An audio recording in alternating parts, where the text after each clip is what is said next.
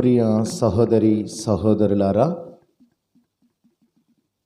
సిలువ వేయబడిన నజరేయుడైన యేసుక్రీస్తు ప్రశస్తమైన నామమును బట్టి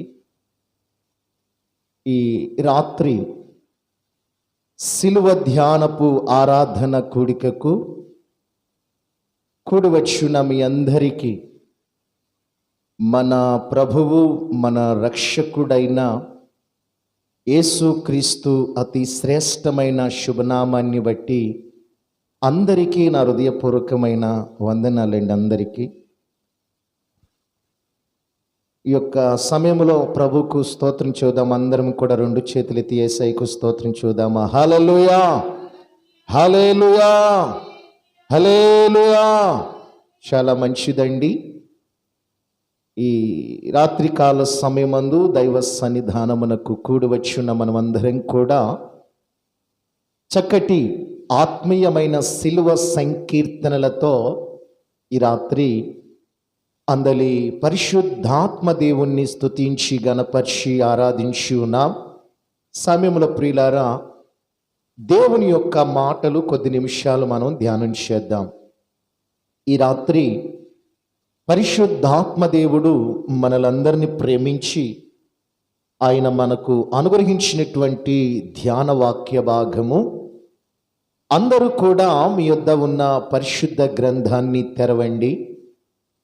మత్తయి సువార్త 27వ అధ్యాయము 46వ వాక్యమును ధ్యానం చేద్దాం. మత్తయి సువార్త 27వ అధ్యాయము 46వ వాక్యము.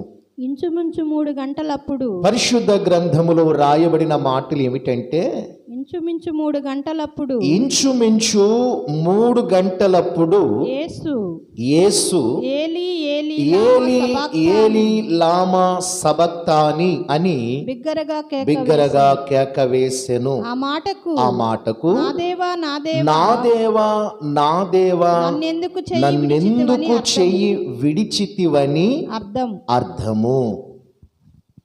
క్రీస్తునందు ప్రియ సహోదరి సహోదరులారా, ఈ రాత్రి సిలువ ధ్యానపు ఆరాధనలో నేను మీకు ధ్యానం చేస్తా ఉన్న ధ్యానవాక్యం యొక్క మూల అంశం ఏంటంటే, గొల్గొతా కొండ మీద కల్వరి సిలువలో వేలాడుచున్నటువంటి యేసయ్య ఆయన నోట పలికినటువంటి 7 మాటలలో ఈ రాత్రి 4వ మాటను నేను మీకు ధ్యానము చేయబోతూ ఉన్నాను. కల్వరి కొండ మీద సిలువలో వేలాడుచున్నటువంటి యేసయ్య ఆయన నోట పలకబడినటువంటి మాట ఏమిటంటే, ఏలీ ఏలీ లామా సబక్తాని. గమనించండి ప్రియులారా, ఏమని ప్రభు సిలువలో వేలాడుచు ఆయన 4వ మాట మాట్లాడుతున్నాడండి. ఏమంటున్నాడండి? ఏలీ ఏలీ లామా సబక్తాని అని బిగ్గరగా కేక వేశాడు. ఈ మాటకు అర్థం ఏమిటి అని మనం ఆలోచన చేస్తే, నా దేవా నా దేవా నన్నెందుకు చెయ్యి విడిచితివి అని ఈ మాట తండ్రి అయిన దేవునితో వేదనతో తనను గురించి తను సిలువలో పలికిన మాటలలో మొదటి మాటగా కూడా మనము ఈ మాటను చూస్తూ ఉన్నాము. గమనించండి ప్రియులారా, సిలువలో ఉన్న యేసు మరి తండ్రి యొక్క ఎడబాటును తట్టుకోలేక ఆ రోజు మనోవేదనతో మానవునిగా సిలువలో వేలాడుచున్నటువంటి యేసయ్య తన తండ్రికి ప్రార్థన చేస్తా ఉన్నాడు సిలువలో ఉండి. ఆయన ఏమని ప్రార్థన చేస్తున్నాడు? నా దేవా నా దేవా, నా చెయ్యి ఎందుకు నీవు విడచితివి అని చెప్పి సిలువలో వేలాడుచున్నటువంటి కుమారుడైన క్రీస్తు తన తండ్రి తన కుమారుడి యొక్క చెయ్యిని విడిచిపెట్టిన సమయంలో, కుమారుడు తండ్రికి ఎడబాటైపోతున్నటువంటి సందర్భంలో కుమారుడైన యేసు తన తండ్రికి ప్రార్థన చేస్తున్నాడు. ఎందుకంటే ఈ ప్రవచనము అనేటువంటిది మరి కీర్తనాకారుడైన దావీదు క్రీస్తుకు పూర్వము 1000 సంవత్సరాలకు పూర్వమే యేసు క్రీస్తు శిలువ మరణ శ్రమల పునరుత్థానమును గురించి యెరూషలేము కాపరస్తుడైనటువంటి గొర్రెలు కాసుకునేటువంటి దావీదు క్రీస్తుకు పూర్వము 1000 సంవత్సరాలకు పూర్వమే యేసుక్రీస్తు యొక్క శ్రమల శిలువ మరణ పునరుత్థానాన్ని గురించి అక్కడ దావీదు ప్రవచించాడు. ఎక్కడ ప్రవచించాడు? పాత నిబంధన గ్రంథములో. ఏమండి? పాత నిబంధన గ్రంథములో దావీదు ప్రవచించాడు. 22వ కీర్తన 1వ వచనములో మనము చూస్తే ఆ కీర్తనలో దావీదు ఏమంటున్నాడో చూడండి. నా దేవా నా దేవా, నా దేవా నా దేవా, నీవు నన్నేలా విడనాడితివి అంటున్నాడు దావీదు. మరి గొలగతా కొండ మీద మనము చూస్తే కుమారుడైనటువంటి యేసుక్రీస్తు సిలువలో వేలాడుతూ ఆకాశమందున్నటువంటి తన తండ్రికి విజ్ఞాపన ప్రార్థన చేస్తున్నాడు. ఏమని?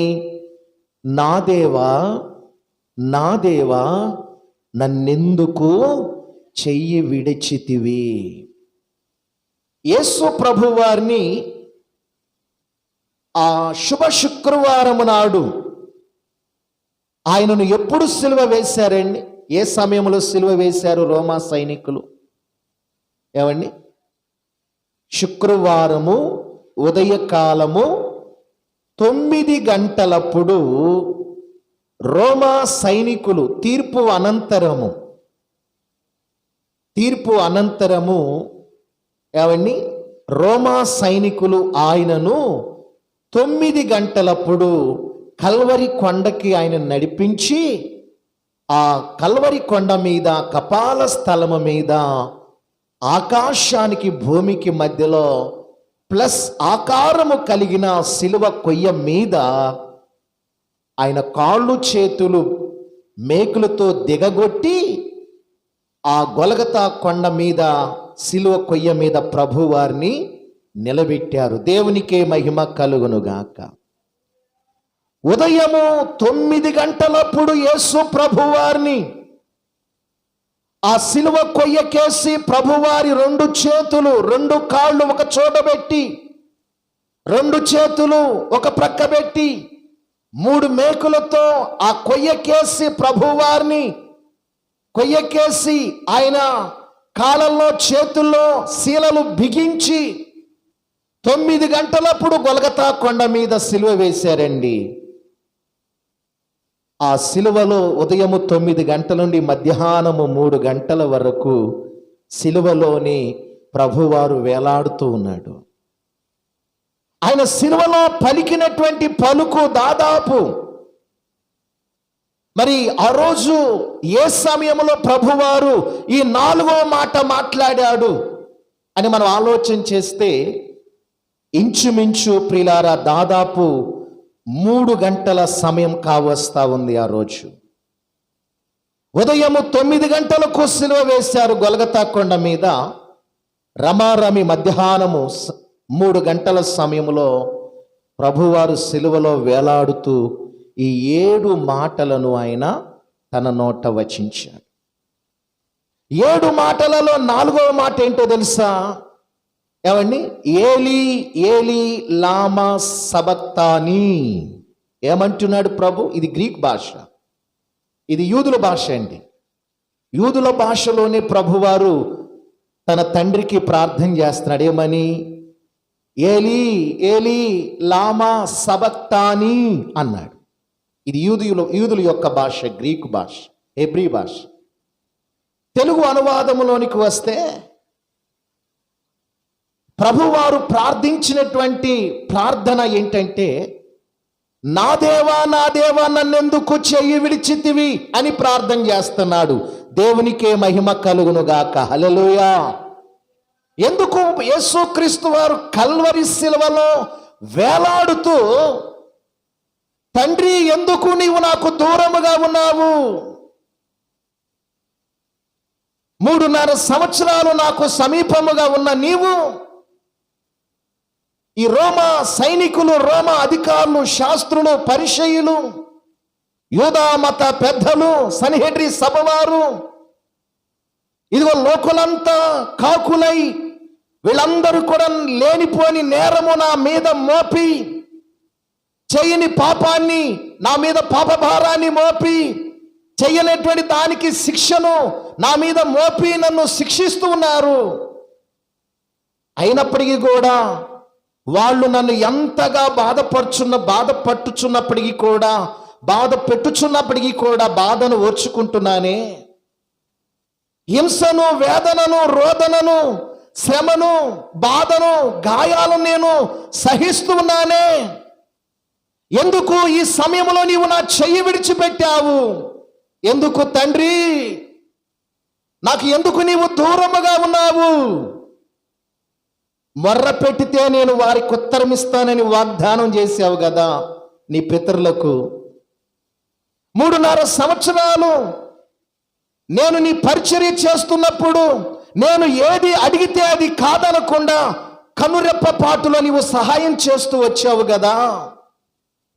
మరి మరణ పడకలో నేనున్నాను, మరణముతో కొట్టుకుమిట్టుకులాడుతున్నాను.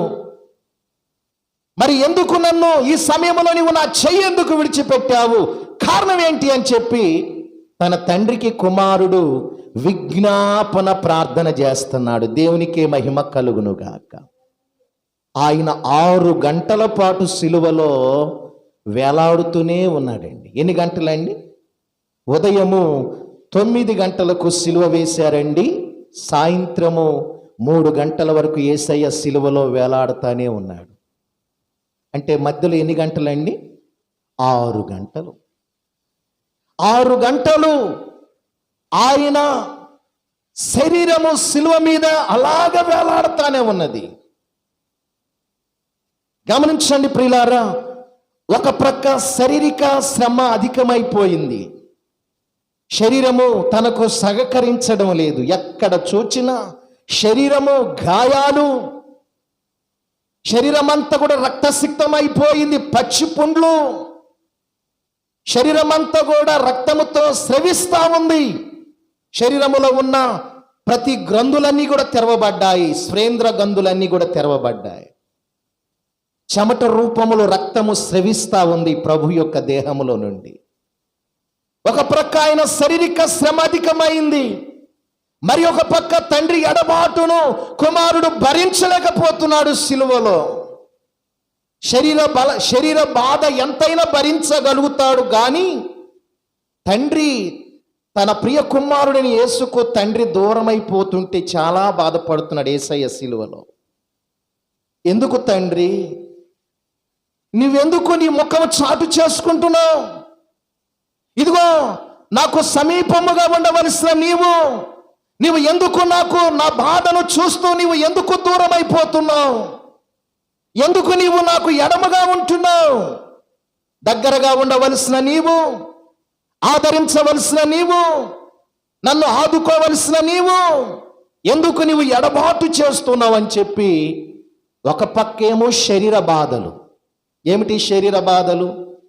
రోమా సైనికులు ఒకటి తక్కువ 40 కొరడా దెబ్బలు కొట్టారండి. సామాన్యమైన కొరడా దెబ్బలు అవి, సామాన్యమైన కొరడా దెబ్బలుగా. రక్తం శరీరం అంతా కూడా మాంసము చీల్చుకొని వచ్చిందండి ఒక్కొక్క కొరడా దెబ్బకి. సరే, ఆ బాధను ఓర్చుకున్నాడు ప్రభు, మంచిదే. మరొక పక్క గబతా నుండి గొలగతా కొండ వరకు సుమారు 3 కిలోమీటర్ల దూరం ఉంటుందండి. అది రాళ్ళు పరిచిన స్థలము, కాళ్ళకు చెప్పులు లేవు, భయంకరమైన రాళ్ల ప్రదేశము.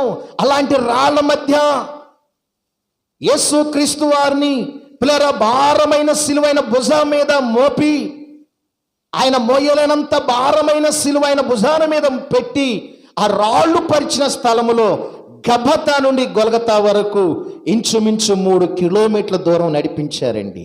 ఆ శుక్రవారము పిల్లరా ఆ బాధను కూడా భరించాడు. ముఖం మీద గుద్దేవారు గుద్దారు, ఏమండి ఉమ్ము ఊసేవారు ఊసారు, ఏమండి ఆయన గొలగతా కొండ మీద తీసుకుని వెళ్ళి సిలువ వేసేటప్పుడు ఆయన ధరించిన అంగీని తొలగించి ఎర్రటి అంగీ తొడిగారు. ఆ బాధను అవమానాన్ని కూడా భరించాడు. 3 మేకులు తీసుకొని 6 అంగుళాల మేకులు తీసుకొని 2 కాళ్ళు ఒక చోట పెట్టి ఆ సిలువ కేయ కోసి పిల్లరా యేసయ్య పాదాలలో దించి బలమైన సైనికుడు సుత్తిని తీసుకుని ఆయన ఆ పాదాలను కొట్టుచున్నప్పుడు పాదాలు నరాలు కండరాలు ఎముకలను చీల్చుకొని ఆ మేకు వెళ్ళి చెక్కకు గుచ్చుకున్నది. ఆ బాధను కూడా భరించాడు. చేతిలో గాయాలు, ఆ బాధను భరించాడు. సిలువను ఆకాశానికి భూమికి మధ్యలో కొండ మీద నిలబెట్టారు, ఆ బాధను భరించాడు. క్రింద ఉన్న రోమా సైనికుడు వీడు చచ్చాడా లేదని చెప్పి ఆయన డొక్కలో వాడి యుద్ధ ఉన్న ఈటెను తీసుకొని ఆయన డొక్కలో పొడిచాడు, ఆ బాధను కూడా భరించాడు. తల మీద ముండ్ల కిరీటం, బలమైన రోమా సైనికుడు వచ్చి ముండ్ల కిరీటము నెత్తిన పెట్టి ఏవండి మరి పిల్లరా బలమైనటువంటి వాటితో మెత్తిన వాడుగా మనము చూస్తున్నాము. ఆ ముండ్ల కిరీటము శిరస్సులో గుచ్చుకొని శిరస్సులో ఉన్న నరాలు కండరాలు పగిలిపోయి తలంతా కూడా రక్తసిక్తమయ్యింది. ఆ బాధను కూడా భరించాడు. ఇవన్నీ కూడా శరీర బాధలు. ఇవి ప్రియులారా మనుషులు పెట్టిన ప్రతి బాధను భరించాడు, ఓర్చుకున్నాడు, సహించాడు. ఇక ఆయన సహించడానికి ఓపిక లేదు ప్రభువారికి. శరీర సంబంధమైన బాధలన్నిటిని ఓర్చుకున్నాడు, తట్టుకున్నాడు. చివరిగా తను ప్రేమించే తన తండ్రి తనకు దూరమైపోతున్న సమయంలో సహించలేకపోతున్నాడు సిలువలో ఉండి ప్రభు. దేవునికి మహిమ కలుగునుగాక. హల్లెలూయా, హల్లెలూయా. చూడండి పిల్లారా, ఎంతమంది ఆయనను చెయ్యి విడిచినా ఆయన జీవితంలో దేవుడు ఎప్పుడు కూడా బాధపడలేదు. చివరికి తనను వెంబడించినటువంటి 12 మంది శిష్యులలో పిల్లారా 11 మంది పారిపోయినా కానీ వారి గురించి ఆయన బాధపడలేదు. కానీ ఈ సిలువలో వేలాడుతున్నటువంటి యేసయ్య తన తండ్రి తన చెయ్యి విడిచిపెట్టుచున్నాడు అని చెప్పి ఆయన చాలా బాధపడుతున్నాడు. దేవునికి మహిమ కలుగునుగాక. ఎలా బాధపడుతున్నాడో తెలుసా? బిగ్గరగా కేక వేస్తున్నాడు. దేవునికి మహిమ కలుగునుగాక. హల్లెలూయా. అక్కడ రాయబడిన మాట ఏందో చదవండి. ప్రభువారు కేక కూడా సామాన్యమైన కేక కాదంట. ఆ యెరూషలేము పరిసర ప్రాంతాలు పిల్లరా వినబడేటట్లుగా ప్రభువు పెద్దగా బిగ్గరగా కేక వేశాడు. కేకలో కూడా బిగ్గరమైన కేక. చదవండి ఆ మాటను. యేసు మరలా బిగ్గరగా కేక వేసి ప్రాణము విడిచెను. ఏమని ప్రాణం విడిచాడు? ఏలి ఏలి లాబా సబక్తాని అని బిగ్గరగా కేక వేశాడట. ఈ కేక ఎవరి కొరకు వేశాడో తెలుసా? తన తండ్రి తనకు దూరమైపోతున్నాడు కదా. నా తండ్రి నాకు ఎందుకు దూరమైపోతున్నాడు? నా తండ్రి తన ముఖాన్ని నాకు చూపించకుండా ఎందుకు చాటు చేసుకుంటున్నాడు అని చెప్పి కుమారుడు బిగ్గరగా కేక వేశాడు. ఈ కేక మనము చూస్తే శారీరక మానసిక ఆత్మీయ వేదనను చూపిస్తా ఉందండి. శారీరకముగా బాధపడుతున్నాడు, మానసికముగా బాధపడుతున్నాడు, ఆత్మీకముగా కూడా ప్రభువారు బాధపడుతున్నాడు. దేవునికే మహిమ కలుగును గాక. హల్లెలూయా.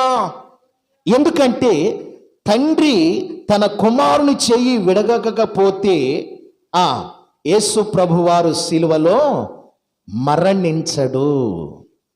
తండ్రి ఎందుకో కుమారుని చెయ్యి విడిచిపెట్టాడు తెలుసా మీకు?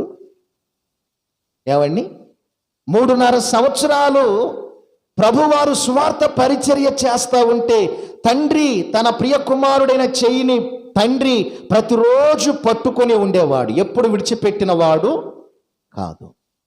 మరి కల్వరి సిలువలో ఎందుకు తండ్రి కుమారుడి యొక్క చెయ్యిని విడిచిపెట్టాడో మీకు తెలుసా? తండ్రి కుమారుడి యొక్క చెయ్యి పట్టుకొని అలాగే ఉన్నట్లయితే కుమారుడు సిలువలో మరణించేవాడు కాదు. కుమారుడు సిలువలో మరణించేవాడు కాదు. యేసు మరణించకపోతే ప్రియులారా, ఈ విశ్వములో ఈ ధరణిలో ప్రియులారా మానవాళికి ఆయన మరణించకపోతే, సిలువలో మరణించకపోతే ఇప్పటి వరకు మానవాళికి పాప విమోచన కార్యము జరగక ఉండేది. దేవునికే మహిమ కలుగునుగాక. హల్లెలూయా. అందుకే తన ప్రియ కుమారుడైన యేసు చెయ్యిని తండ్రి నిర్దాక్షిణముగా విడిచిపెట్టాడు. నీ చెయ్యి విడిచిపెడుతున్నాను రా కుమారుడా, నీవు సిలువలో చనిపోవాలి, సిలువలో నీవు మరణించాలి, నీవు యజ్ఞ పశువుగా యాగవ పశువుగా సర్వ మానవాళి పాప పరిహార్థము కల్వరి సిలువలో నీవు చనిపోవాలి. నీవు చనిపోతే నీ లోకానికి రక్షణ, ప్రజలకు మారు మనసు, ప్రజలకు పాప క్షమాపణ. నీవు చనిపోతేనే వీరికి కలుగుతాది, నీవు చనిపోకపోతే వీళ్ళకు కలగదు కదా. నీ ఒక్కడి కోసము ప్రపంచంలో ఉన్న 250 దేశాల్లో ఉన్న ఇన్ని కోట్ల మిలియన్ల ప్రజలు నాశనమైపోతారు. వారందరూ కూడా పాపములో పుట్టి పాపములో జీవిస్తూ పాపములో మరణిస్తే చివరికి వాళ్ళు పాతాళానికి వెళ్ళిపోతారు. నీ ఒక్కడి కోసం వీళ్ళందరూ పాతాళానికి చేరవలసి వస్తుంది. కనుక నీ ఒక్కడివే చనిపోతే వీళ్ళందరూ మోక్షానికి వస్తారు. అందుకే కుమారుడా, నీ చెయ్యి నేను నిర్దాక్ష్యముగా విడిచిపెట్టేస్తున్నానని తండ్రి చెప్తున్నాడు. దేవునికి మహిమ కలుగునుగా. హల్లెలూయా. చూనిబులారా, తండ్రి తన ప్రియ కుమారుడైన చెయ్యి యేసుక్రీస్తు వారు కల్వరి సిలువలో వేలాడుతూ 4వ మాట, నా దేవా నా దేవా నా చెయ్యి ఎందుకు విడిచిపెట్టావని అనగానే సంభవించిన సంభవాలు మీకు తెలుసా అండి? ఏమండి, ఏం జరిగిందో తెలుసా? సూర్యుడు అనేటువంటి వాడు ఆ రోజు అప్పటికప్పుడే యేసు ప్రభువారు సిలువలో 9 గంటల ఉదయము 9 గంటలకు సిలువేయబడ్డాడు. సాయంత్రం 3 గంటల వరకు సుమారు 6 గంటల పాటు సిలువలో ఆయన వేలాడుతూనే ఉన్నాడు. ఎప్పుడు తండ్రి కుమారుడి చెయ్యి విడిచిపెట్టాడో, తండ్రికి కుమారుడికి ఎప్పుడైతే ఎడబాటు వచ్చిందో, కుమారుడా నీవు సిలువలో చనిపోవాలి, సిలువలో నీవు మరణించాలి, మానవాళి రక్షణార్థం పాప పరిహార్థముగా నీవు యజ్ఞ పశువుగా యాగ పశువుగా నీవు సిలువలో మరణించాలి, తప్పదు అని తన తండ్రి తన కుమారుడు చెయ్యి ఎప్పుడైతే సిలువలో విడిచిపెట్టాడో యేసయ్య చెయ్యిని, అప్పుడు లోకమంతా కూడా ఏమైందో తెలుసా? ఆ రోజు ఏమండి, చదవండి లోకాసు వార్త 23వ అధ్యాయము 45వ వాక్యము. అప్పుడు రమారామి మధ్యాహ్నమాయెను. అప్పుడు రమారామి ఇంచుమించు మధ్యాహ్నమాయెను. అది మొదలుకొని 3 గంటల వరకు ఆ దేశమంతటి మీద మీద ఏమొచ్చిందంటే అండి? చీకటి కమ్మెను. సూర్యుడు అదృశ్యుడాయెను. సూర్యుడు ఏమైపోయాడండి? అదృశ్యుడాయెను. మధ్యాహ్నము 3 గంటల సమయంలో ప్రకాశించవలసినటువంటి సూర్యకిరణాలు భూమి మీద పడవలసినటువంటి ఆ సమయం అంతా కూడా ఏమైపోయిందో తెలుసా? తండ్రి తన ప్రియ కుమారుడైన చెయ్యిని ఎప్పుడైతే యేసుక్రీస్తు వారి యొక్క చెయ్యిని కల్వరి సిలువలో విడిచిపెట్టాడో, ఆ రోజు ఆ దేశమంతా కూడా ఏమైపోయింది తెలుసా అండి? చీకటి. చీకటి సంభవించింది. ఆ చీకటి ఎక్కడి నుండి వచ్చిందో తెలియదు. కారు చీకటి అండి. మధ్యాహ్నము 3 గంటల సమయంలో దేశమంతా కూడా చీకటి ఆవరించింది. ఏమండి, చీకటి వల్ల ఎక్కడ వాళ్ళు అక్కడ నిలిచిపోయారు. ప్రయాణాలు ఆగిపోయాయి. పరిశ్రమలు పనిచేయటం ఆగిపోయాయి. ఎక్కడ వాళ్ళు అక్కడ నిలిచిపోయారు. తడువులాడుకోవలసిన పరిస్థితి. కారణం ఏంటి తెలుసా? సూర్యుడు, ప్రకాశించేటువంటి సూర్యుడు, మధ్యాహ్నం 3 గంటల సమయంలో ప్రకాశించవలసిన సూర్యుడు కూడా ఏమైపోయాడంట? అదృశ్యమైపోయాడు. దేశమంతా కూడా కారు చీకటి వచ్చేసింది. దేవునికే మహిమ కలుగునుగాక. హల్లెలూయా. ఆ చీకటి పాపులమైన మానవాళిపై దేవునికి శాపముగా మార్చబడింది. చీకటి అనేటువంటిది మనం చూస్తే శాపానికి, పాపానికి సాదృశ్యముగా కనబడతా ఉంది చీకటి. ఆ చీకటి ప్రియులారా, యేసుక్రీస్తు వారు కల్వరి సిలువలో తన తండ్రి చెయ్యి విడిచిపెట్టగానే సూర్యుడు అదృశ్యమైపోయాడు. ఆ దేశమంతా కూడా చీకటి ఆవరించింది. చీకటి అనగా పాపం, చీకటి అనగా శాపం.